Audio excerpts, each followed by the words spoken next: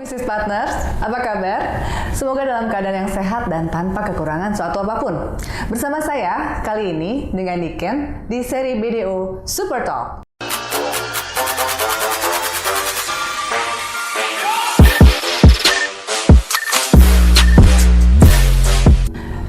Nah, seperti yang Bisnis Partners ketahui, di seri BDO Super Talk ini kita akan berbincang-bincang bersama narasumber kita, bisa itu konsultan ataupun auditor di BDO di Indonesia, dan kita bisa membicarakan tentang karir, personal development, atau tips and trick dalam melakukan bisnis, dan juga update-update peraturan yang berlaku. Nah, sudah hadir kali ini bersama saya salah satu konsultan di bisnis unit BDO di Indonesia, yaitu dari tim Human Capital and Training. Sudah ada bersama saya Mbak Nindita. Hai, aduh, terima kasih banyak nih Mbak Nindita di sela-sela kesibukannya ya sudah mau hadir berbincang dengan saya dan juga menemani bisnis partners di sana gitu. Nah, kira-kira tadi saya sudah sempat sebut ke bisnis partners bahwa bisnis unit BDO Indonesia itu ada Human Capital and Training, which is itu adalah timnya Mbak Nindi. Boleh nggak nih Mbak Nindi ceritakan kepada saya dan juga mungkin bisnis partners di luar sana tentang Human Capital and Training itu bergerak di bidang apa sih gitu, atau apa sih yang dikerjakan sehari-harinya nih dengan Mbak Nindi dan tim-timnya juga? Oke, ya sesuai namanya ya Mbak Ken ya, Human Capital and Training. Jadi kita pasti memberikan services terkait dengan training. Lalu juga ada Human Capital tuh kita biasanya ada executive search, professional support gitu ya. Jadi kalau ada klien-klien kami yang butuh dukungan orang atau butuh dicariin untuk posisi tertentu, bisa di services kami di executive search, ada professional support, lalu ada advisory juga di bidang HR pastinya, dan juga ada assessment, dan kita ada pegang juga online assessment. Nah, saya pribadi selama ini bekerja untuk project-project yang terkait dengan assessment seperti itu Mbak Ken. Project-project yang terkait assessment tadi sudah sempat disebutkan bahwa mencari kandidat-kandidat gitu ya, terus mencari bagaimana talenta-talenta gitu ya di luar sana gitu ya. Boleh nggak nih diceritakan? Kalau saya sempat dengar ya di luar sana itu cari pekerjaan itu sulit. Terus dari sisi perusahaan untuk mencari talenta pun juga sepertinya cukup sulit gitu ya. Apakah fenomena yang seperti ini nih bener gak sih gitu, atau mungkin hanya isu-isu di luar situ aja gitu ya?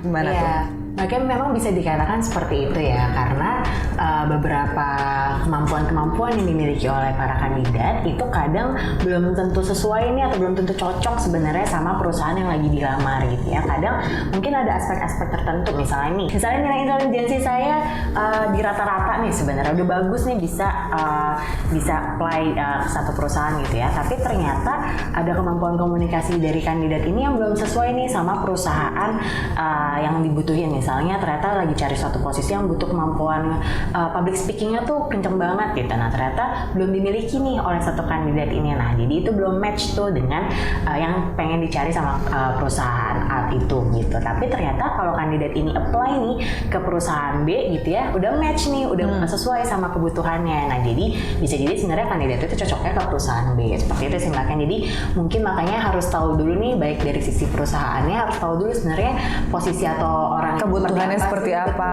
gitu ya. Seperti apa, baru bisa nyaring kandidat-kandidat yang pastinya lebih match sama kebutuhan dari perusahaan itu sendiri, seperti itu.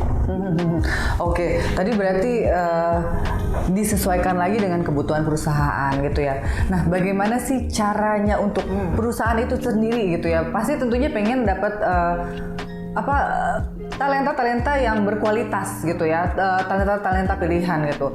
Nah, kira-kira ada nggak perusahaan-perusahaan itu kiat-kiat dia untuk bisa merekrut si top talent itu tadi? Ya, betul. Jadi seperti yang sudah saya katakan tadi ya, paling enggak perusahaan harus mendefinisikan dulu nih kebutuhan yang lagi dicari itu seperti apa. Misalnya satu perusahaan lagi mencari posisi finance manager gitu ya, misalnya harus diidentifikasi dulu nih sebenarnya finance manager di perusahaan ini butuh orang yang seperti apa sih untuk menempati posisi ini gitu ya. Misalnya dari sisi technical skill, butuh nih kemampuan yang bisa ngerjain Excel tertentu, atau misalnya rumus-rumus tertentu tertentu gitu ya. Lalu ada aplikasi-aplikasi finance tertentu yang perlu dipahami dan perlu diketahui, perlu di-define dulu nih gitu ya, kebutuhannya seperti apa. Lalu karena posisinya manajer, nah di perusahaan ini butuh apa nih, misalnya skill-skill kemampuan yang komunikasi seperti apa, leadership yang seperti apa, atau teamwork yang seperti apa, itu perlu didefinisikan juga, sehingga ketika dipublish gitu ya dan mencari kandidat, itu dirasa bisa lebih tepat sama yang lagi dicari sama perusahaan seperti itu. Karena balik lagi tadi,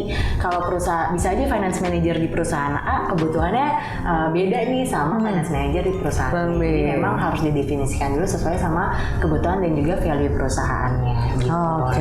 Biasanya memang pasti kan kalau cari kandidat dari proses rekrutmen ya Mbak, dari proses rekrutmen, proses seleksi. Jadi ada proses assessment, biasanya rangkaiannya itu ada tes, ada yang technical test sih tadi mungkin dicek dulu cara berhitungnya gitu ya, kemampuan Excel-nya gitu, atau ada juga psychological test yang itu misalnya buat pendukung nih gitu, kira-kira profil kepribadiannya seperti apa sih, cocok nggak sama yang lagi dicari sama perusahaannya. Nah kurang lebih ada assessment itu. Nah biasanya ada tahapan juga selanjutnya, ada interview yang dilakukan juga gitu ya. Jadi untuk memastikan bahwa kandidat yang lagi apply ini match nih gitu sama kebutuhan dari perusahaan yang lagi dicari. Mungkin itu sih Mbak. Nah Mbak Nini kan sebelumnya juga tadi sempat sebut kalau Mbak Nini ini bergerak di bidang assessment ya. Dan tadi saya sempat dengar tuh online assessment. Itu kira-kira dari online assessment itu ketimbang offline assessment itu kelebihannya apa ya? Seperti apa gitu? Iya.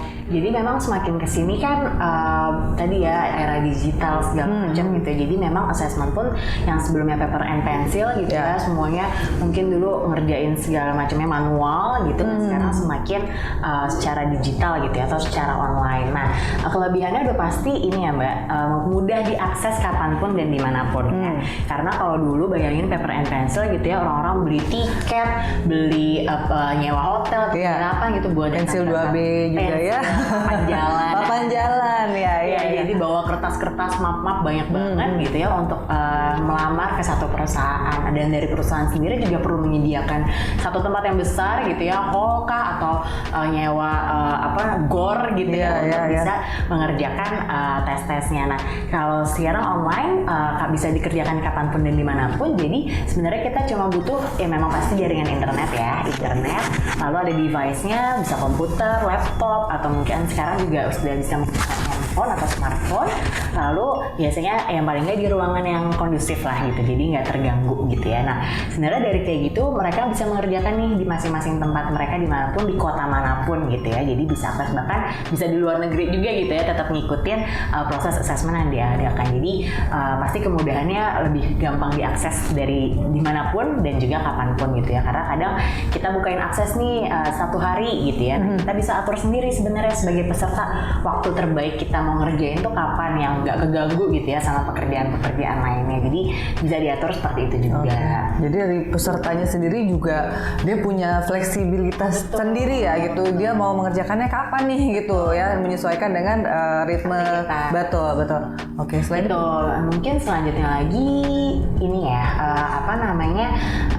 instant result nih Mbak, atau hasil yang didapetin tuh bisa lebih cepat dibanding kalau dulu kita paper and pencil. Nah kalau dulu yang bayangin misalnya ada 100 orang mau dites di satu hari yang sama. Nah habis udah nyewa tempat banyak, paper banyak banget gitu ya, ada tim recruiter nih yang harus melakukan scoring gitu ya, harus ngenilai nih benar salahnya berapa segala macam. Nah itu kalau secara online dari aplikasi platform yang kita punya itu udah langsung otomatis melakukan scoring. Jadi misalnya hari ini selesai di retest, beberapa menit setelahnya itu udah langsung otomatis keluar bisa keluar resultnya. Jadi tinggal peserta juga klik.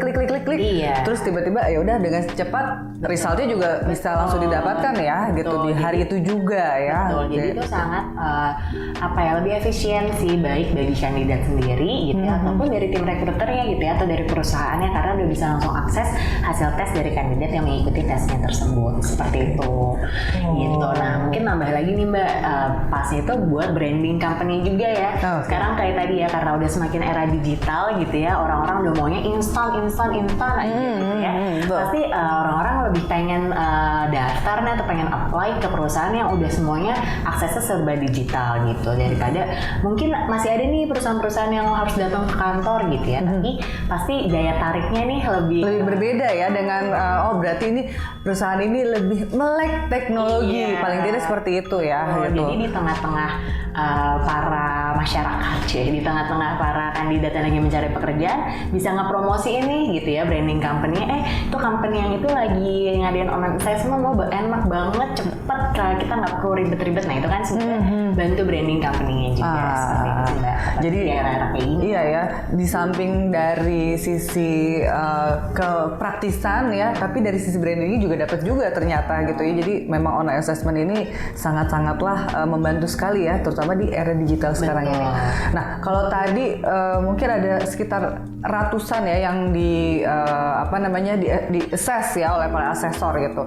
Nah, kalau dari Mbak Nindi sendiri, kira-kira selama Mbak Nindi berkecimpung di dalam dunia human capital and training, ada nggak sih pengalaman yang menarik yang bisa diceritakan ke kami nih dan juga para business partners gitu ya, seperti apa gitu waktu Mbak Nindi melakukan online assessment ini?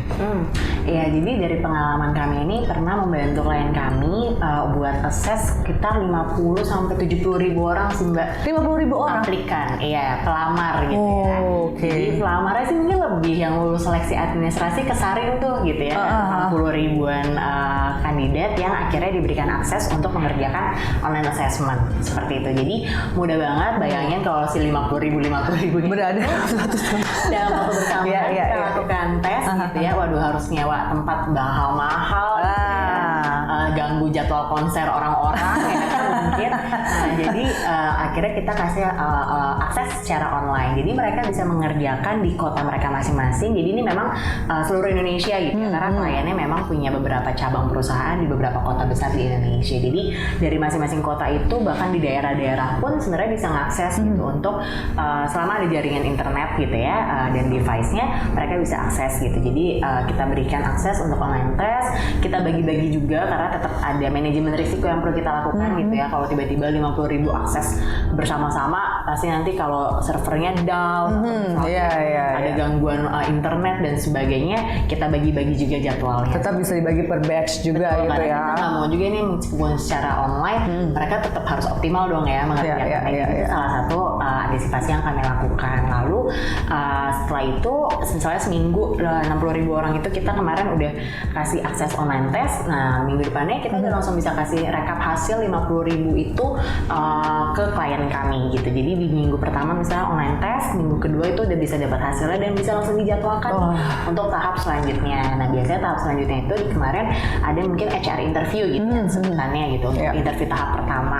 Nah, itu biasanya kemarin kita jadwalin juga gitu. Jadi dari 50 ribuan itu kira-kira kesaring nih, 1.000 orang nih kita coba proses interview gitu ya. Jadi kita jadwalkan 1.000 orang itu kita interview secara online gitu. Secara online juga itu ya? Secara online, dalam 1 minggu itu selesai. Jadi memang semuanya dilakukan secara online. Bayangin juga lagi kalau 1.000-nya perlu kita datangkan ke satu kota tertentu, itu pasti secara akomodasi dan operasionalnya sangat membengkak sekali gitu ya. Gitu. Jadi itu masih kita lakukan secara online. Lalu cepat juga gitu ya, udah bisa kita lakukan. Jadi satu hari itu bisa 200 sampai 250 orang kita lakukan interview gitu. Jadi memang ada itu secara serentak gitu ya. Serentak karena kita udah menyiapkan juga nih ada interviewer atau asesor gitu ya bekerja sama dengan kita untuk bisa melakukan assessment interview tersebut gitu. Jadi udah secara online tuh Mbak. Jadi itu udah ngekat berapa waktu banget gitu ya, ngekat budget juga. Terus udah nextnya tinggal kita kasih hasilnya ke klien, lalu nanti klien nentuin nih mana yang mau diinterview sama atasan, atau biasanya kita sebut user interview dengan usernya sendiri gitu ya. Nah ini bisa beraneka ragam sih ya. Kalau kemarin udah bisa secara online juga, atau kalau memang ada di kota-kota cabang tertentu ya udah tinggal datang. Tapi itu kan karena udah di kota yang sama bisa datang sangat lebih mudah gitu ya. Jadi harus terbang gitu ya, dari misalkan dia dari Papua harus ke Jakarta gitu ya, itu lumayan. Betul, jadi setiap tahapnya tuh nggak harus onsite semua. Jadi udah lengkap dari 3 tahap tadi, misalnya cuma tahap terakhir aja nih yang harus onsite misalnya. Jadi daripada ngundang 50.000 orang datang ke satu kota, mending tadi ngundang 3 orang nih yang mau lakukan user interview. Yang benar-benar sudah saringan, itu tadi top talent itu tadi gitu ya gitu. Seperti itu sih Mbak pengalamannya. Jadi memang dari pengalaman ini sangat efisien sih ya, dari segi waktu, dari segi hasil juga gitu ya. Kita nggak perlu lama-lama lagi rekap hasilnya gitu, udah bisa langsung kelihatan hasilnya, dan juga bisa dapetin lagi kira-kira mana nih top talent tadi yang direkomendasikan seperti itu. Oh, luar biasa. 50.000 sampai 70.000 peserta yang diakses secara online gitu ya, diakses secara online. Nah, saya pikir tadi itu hanya sekali seratusan atau ribuan gitu. Ternyata bisa sebanyak itu ya gitu. Dan itu dilakukan di Indonesia gitu, dan dilakukan secara serentak. Nah, bagaimana kalau untuk perusahaan-perusahaan yang baru mulai berdiri nih gitu ya, mungkin karyawannya belum sebanyak itu gitu ya, kira-kira tetap masih bisa melakukan assessment secara online ini nggak sih Mbak Nindi? Ya bisa banget Mbak Ken. Jadi selain tadi kan itu salah satu contoh klien yang kita namakan sebenarnya massive recruitment gitu. Massive Jadi recruitment, memang rekrutmen yang banyak gitu. Nah tapi kita juga ada beberapa klien kami yang memang misalnya dalam 1 tahun tuh rekrut 500 orang dalam 1 tahun ya gitu. Jadi sebenarnya kita kasih platformnya, mereka bisa akses, mau dalam 1 hari cuma 1-2 orang yang akses itu bisa gitu. Jadi ada yang seperti itu, ada juga yang memang maunya ada proses assessment nih, ada mau promosi, bisa bantu nggak ya proses assessmentnya.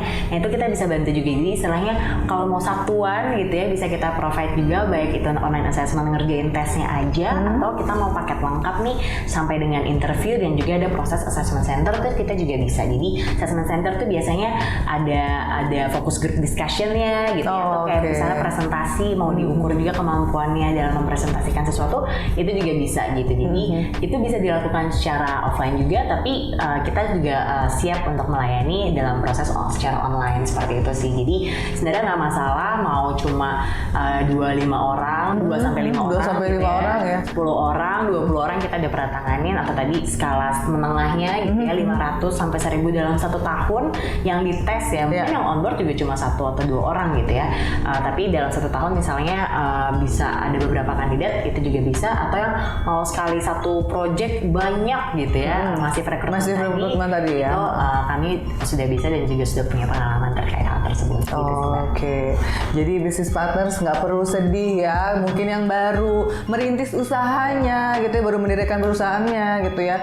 Jangan sedih. Nanti kalau bingung bagaimana memilih kandidat yang tepat gitu ya, untuk cari top talent ya, untuk tentunya nanti bisa layering juga ya gitu, dari eksekutifnya gitu ya, dari untuk direkturnya mungkin ya, dari semua level ya gitu, bahkan dari untuk new entry pun juga sebenarnya bisa juga ya Mbak Nindi ya, dibantu oleh Mbak Nindi dan timnya.